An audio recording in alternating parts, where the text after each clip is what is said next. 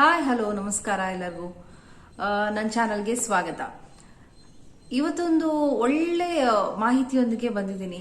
ಯಾವ ಮಾಹಿತಿ ಅಂತಂದ್ರೆ, ಚಿಕ್ಕ ಮಕ್ಕಳಲ್ಲಿ ಶೀತ, ನೆಗಡಿ, ಕೆಮ್ಮು, ಕಫ ಇದೆಲ್ಲ ಸರ್ವೇ ಸಾಮಾನ್ಯ, ನಿಮಗೆ ಗೊತ್ತಿರಬಹುದು.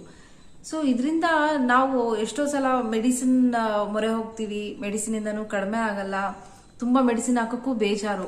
ಏನೋ ಅದು ಮಕ್ಳು ತಗೋಬೇಕಾದ್ರೆ ಹಿಂಸೆ ಪಡುತ್ತಲ್ಲ, ಅದನ್ನ ನೋಡಕ್ಕೂ ನಮ್ ಕೈಲಾಗಲ್ಲ. ಅಂದ್ರೆ ಪದೇ ಪದೇ ಹಾಕ್ಬೇಕಾ? ನಾನೇ ಎಷ್ಟೋ ಸರಿ ಸಫರ್ ಪಡ್ತೀನಿ. ಅಕ್ಲೆಲ್ಲ ಸಿರಪ್ ಹಾಕ್ಬೇಕಾ? ಅವ್ನ ಮುಖ ಕೆಡ್ಸ್ಕೊಂಡು ಅವ್ನ್ ಬೇಜಾರ್ ಮಾಡ್ಕೊಂಡು ಅದನ್ನ ತಗೊಳ್ಳೋದು ನೋಡಕ್ಕೆ ಆಗಲ್ಲ.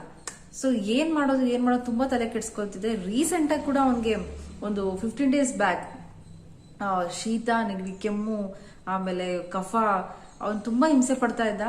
ಬಟ್ ಆಸ್ ಯೂಶುವಲ್ ಡಾಕ್ಟರ್ ಹೇಳಿದ್ರು, ಸಿರಪ್ಗಳು ಕೊಟ್ರು, ತಗೊಳ್ರಿ ಅಂತ ಹೇಳಿದ್ರು. ದಿನಕ್ಕೆ 3 times ಹಾಕಿ, 4 times ಹಾಕಿ ಅಂತಾರೆ. 2-3 ಸಿರಪ್ಗಳು ಕೊಟ್ಟಿದ್ರು. ಹಾಕೋಕ್ ನನಗೆ ತುಂಬಾ ಬೇಜಾರಾಗ್ತಿತ್ತು.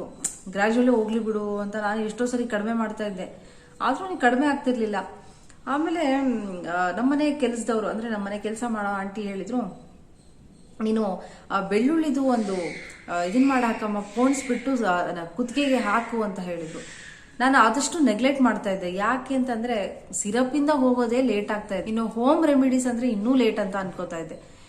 ಸೊ ಅವರು ಹೇಳ್ತಾನೆ ಇದ್ರು, ನಾನು ನೆಗ್ಲೆಕ್ಟ್ ಮಾಡ್ತಾನೆ ಇದ್ದೆ. ಒನ್ ಫೈನ್ ಡೇ ಅವ್ರು ಹೇಳಿದ್ರು, ನೀನ್ ಹಾಕ್ದ್ಯಾ ನಾನು ಹೇಳಿದ್ದು, ಮಾಡಿದ್ಯಾ ಅಂತ.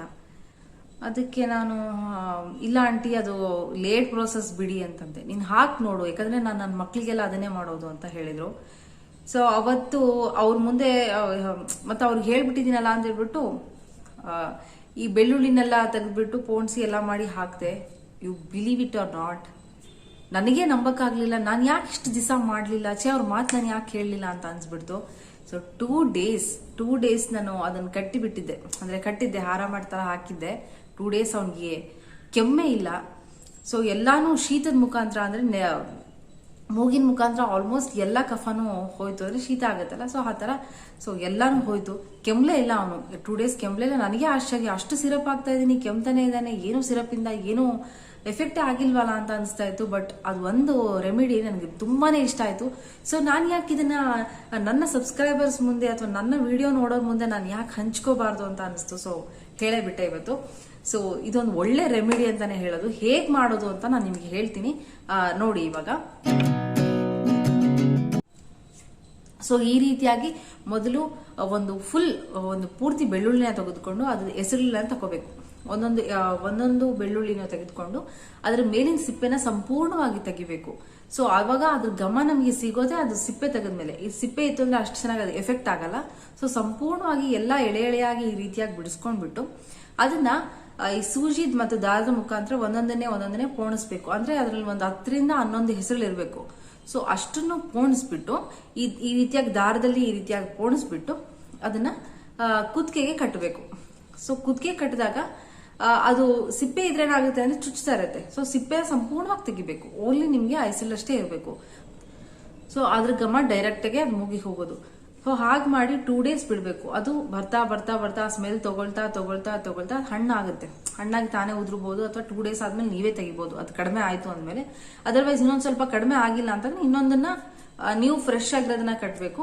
ಬಟ್ ನೀವು ನಂಬ್ತಿರೋ ಬಿಡ್ತಿರೋ, ನನ್ಗಂತೂ ತುಂಬಾ ಎಫೆಕ್ಟ್ ಆಗಿದೆ. ನಮ್ ಆರ್ಯನ್ಗೆ ಬೇಗನೆ ಹೋಯ್ತು ಅಂತ. 2 days ಅಲ್ಲಿ ನಾನು ಕೆಮ್ಮಿದ್ದೆ ನೋಡ್ಲಿಲ್ಲ. ಅವನು ಅಷ್ಟು ದಿನ ಅಷ್ಟು ಕೆಮ್ತಾ ಇದ್ದ, ಕಫ ಇತ್ತು, ಎಲ್ಲಾನು ಕಡಿಮೆ ಆಯ್ತು. ಇದು ಒಂದು ಒಳ್ಳೆ ರೆಮಿಡಿ. ಯಾಕಂದ್ರೆ ಬೆಳ್ಳುಳ್ಳಿಯಲ್ಲಿ ಆಂಟಿ ಆಕ್ಸಿಡೆಂಟ್ಸ್ ಪ್ರಾಪರ್ಟೀಸ್ ಇರುತ್ತೆ.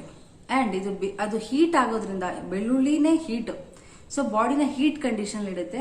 ಇದನ್ನ ಬೇಗ ಕೋಲ್ಡ್ ಅಂಡ್ ಕಾಫ್ ಎರಡೂ ಕಡಿಮೆ ಆಗುತ್ತೆ. ಶೀತ, ನೆಗಡಿ, ಕೆಮ್ಮು ಏನಿದ್ರು ಪಟ ಹೋಗ್ಬಿಡುತ್ತೆ. ಸೊ ಮಿಸ್ ಮಾಡದೆ ನಿಮ್ಮ ಮಗುಗೂ ಇದೇ ರೀತಿ ಆಗ್ತಾ ಇದ್ರೆ ಮಾಡಿ. ಇನ್ನೊಂದು ರೆಮಿಡಿ ಏನಪ್ಪಾ ಅಂತಂದ್ರೆ, ಅಜ್ವನ್ ಕಾಳು ಕೇಳಿದ್ರಲ್ಲ. ಕೆಲವರು ಓಂ ಕಾಳು ಅಂತಾರೆ, ಕೆಲವರು ಅಜ್ವನ್ ಕಾಳು ಅಂತಾರೆ. ಸೊ ಆ ಅಜ್ವನ್ ಕಾಳನ್ನ ಬೇಕಾದ್ರೆ ಸ್ಕ್ರೀನ್ ಅಲ್ಲಿ ತೋರಿಸ್ತೀನಿ, ಪರ್ಟಿಕ್ಯುಲರ್ ಯಾವುದು ಅಂತ ನೋಡ್ಕೊಂಡ್ಬಿಡಿ. ಸೊ ಈ ಅಜ್ವನ್ ಕಾಳನ್ನ ಹಾಗೂ ಬೆಳ್ಳುಳ್ಳಿನ ಒಂದು ಪ್ಯಾನ್ ತಗೊಂಡು, ಓಕೆ, ಚೆನ್ನಾಗಿ ಬಿಸಿ ಆಗೋ ತನಕ ಉರಿಬೇಕು. ಅಂದ್ರೆ ಆ ಸ್ಮೆಲ್ ಬಿಟ್ಕೋಬೇಕು, ಉರಿಬೇಕು. ಅಂತಂದ್ರೆ ಯಾವುದೇ ರೀತಿ ಏನೋ ಅದಕ್ಕೆ ಮಿಕ್ಸ್ ಮಾಡಬಾರ್ದು. ಜಸ್ಟ್ ಬೆಳ್ಳುಳ್ಳಿ ಮತ್ತೆ ಅಜ್ವನ್ ಕಾಳನ್ನ ಹಾಕಿ ಚೆನ್ನಾಗಿ ಬಿಸಿ ಮಾಡಬೇಕು. ಬಿಸಿ ಮಾಡಿ ಅದ್ರ ಸ್ಮೆಲ್ ಬಿಟ್ಕೊಳ್ತಾ ಇದೆ ಅಂತ ತಕ್ಷಣ ಅದನ್ನ ಆಫ್ ಮಾಡಬೇಕು. ತುಂಬಾ ಸೀದೋಗೋವರೆಗೆ ಅಥವಾ ತುಂಬಾನು ಉರಿಬಾರ್ದು. ಈ ಮಟ್ಟಿಗೆ ಹುರಿದು ಒಂದು ಬಟ್ಲಲ್ಲಿ ಹಾಕಿ, ಮಗು ಎಲ್ಲಿ ಮಲಗತ್ತಲ್ವಾ, ಸೊ ಅದ್ರ ಪಕ್ಕ ಒಂದು ಒಂಚೂರು ಡಿಸ್ಟೆನ್ಸ್ ಅಲ್ಲಿ, ಒಂದಿಷ್ಟು ಡಿಸ್ಟೆನ್ಸ್ ಅಲ್ಲಿ ಇಟ್ಟು ಬಿಡಬೇಕು. ಆ ಸ್ಮೆಲ್ಲಿಗೆ ಆ ಶೀತ ಒಂಥರ ಏನೋ ರಿಲ್ಯಾಕ್ಸೇಷನ್, ಶೀತ ಕಡಿಮೆ ಆಗುತ್ತೆ. ಇವನ್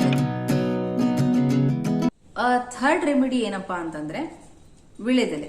ಸೊ ವಿಳೆದೆಲೆ ಅದ್ರ ತುದಿ ಮೇಲೆ ಇರುತ್ತಲ್ಲ, ಸೊ ಅದು ಅಂದ್ರೆ ಅದ್ರ ಮೂಗು ಅಂತೀವಿ ನಮ್ ಕಡೆ.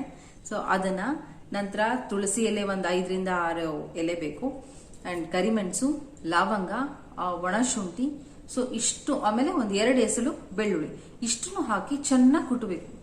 ಕುಟ್ಟಿ ಅದರಿಂದ ರಸ ತೆಗಿಬೇಕು. ಸೊ ಎಲೆ ಎಲ್ಲ ಹಾಕಿರ್ತೀವಲ್ಲ, ಆಬ್ವಿಯಸ್ಲಿ ರಸ ಬಿಟ್ಕೊಳ್ಳುತ್ತೆ.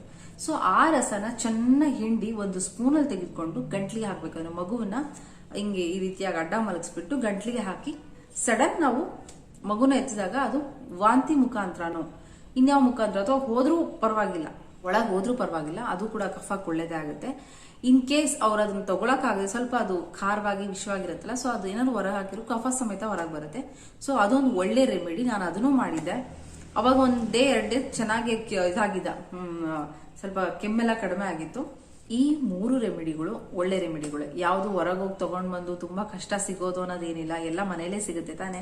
ಸೊ ಮಾಡಕ್ಕೇನು, ಆದಷ್ಟು ಸಿರಪ್ಗಳ ಮೊರೆ ಹೋಗೋದನ್ನ ಕಡಿಮೆ ಮಾಡಿ ಮನೇಲಿ ಏನೇನ್ ಸಾಧ್ಯನೋ, ಅಡಿಗೆ ಕೋಣೆಲಿ ಇರೋಂಥ ಪದಾರ್ಥಗಳಿಂದ ಏನೇನ್ ಸಾಧ್ಯನೋ ಅದನ್ನೇ ಮಾಡಿ ಮಕ್ಕಳನ್ನ ಗುಣಮುಖರಾಗಿ ಮಾಡಿ ಅಂತ ಹೇಳ್ತೀನಿ.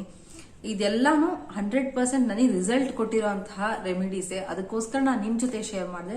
ನೀವು ಕೂಡ ಮರಿದೆ ಇದನ್ನ ನಿಮ್ ಬೇಬೀಸ್ಗೆ, ನಿನ್ನ ಮಕ್ಕಳಿಗೆ ಮಾಡಿ. ಸೊ ಇಷ್ಟೇ ಇವತ್ತಿನ ಮಾಹಿತಿ. ಈ ಮಾಹಿತಿ ಇಷ್ಟ ಆದ್ರೆ ನೀವೆಲ್ಲ ಏನ್ ಮಾಡ್ಬೇಕು ಹೇಳಿ? ಎಸ್, ಲೈಕ್ ಮಾಡಿ. ಅಂಡ್ ಇನ್ನೂ ಯಾರ್ಯಾರು ಸಬ್ಸ್ಕ್ರೈಬ್ ಮಾಡ್ಕೊಂಡಿಲ್ಲೋ ಸಬ್ಸ್ಕ್ರೈಬ್ ಮಾಡ್ಕೊಳ್ಳಿ ಅಂತ ಹೇಳ್ತಾ ಈ ವಿಡಿಯೋ ಇಲ್ಲಿಗೆ ಮುಗಿಸ್ತಾ ಇದ್ದೀನಿ. ನಮಸ್ಕಾರ.